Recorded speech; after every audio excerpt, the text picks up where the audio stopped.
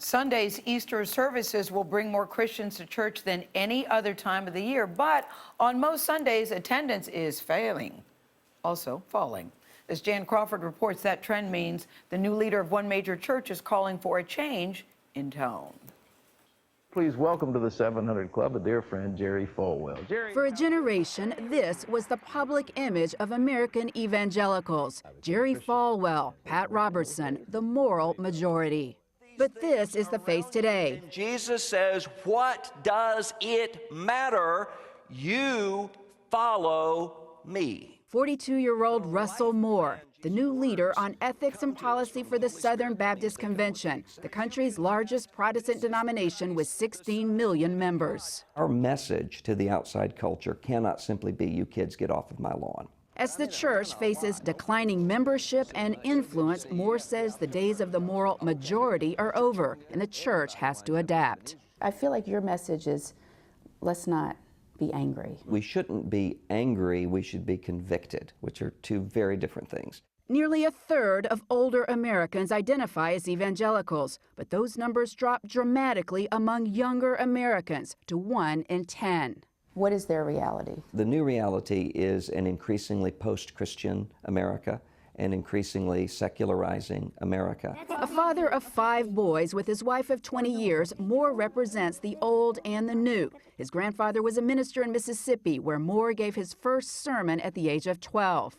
But he's not your grandparents' evangelical. He's an intellectual who blogs and tweets. And his sermons include pop culture references, like this one when he describes a conversation with a government official over, believe it or not, singer Taylor Swift. I said, I am a country music fan. He said, me too. I love Taylor Swift. There's part of me that wanted to say, then you and I don't have the same definition of country music. Nobody who has ever dated John Mayer sings country music. Moore says millennials are demanding authenticity. The church has been phony occasionally. I think People see that. Young people they see do, that. They do. Even in the way that we've done testimonies, have meant to encourage people by standing up and having someone who seems to be successful in every area of life, rather than instead having someone who stands up and says, I was a drunk, I was addicted to heroin, and every single day of my life, I'm grappling and fighting not to go back to alcohol and to heroin. But a different tone only goes so far. Some say the church should pull back from social issues. Moore says that's a mistake. On abortion, he sees the church gaining ground. But one issue is increasingly impossible to reconcile. Is homosexuality a sin? Yes, I believe that any sexual activity outside of marriage, which is the conjugal union of a man and a woman, is a sin.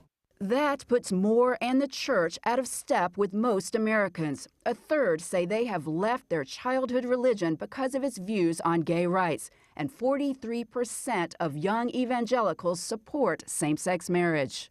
Moore says Christians should disagree, but with kindness. We have to speak to the outside world about why it is that we believe in a Christian sexual ethic. It's not because we hate people. It's not because we're bigots. It's because we really do believe this is how God has designed the universe.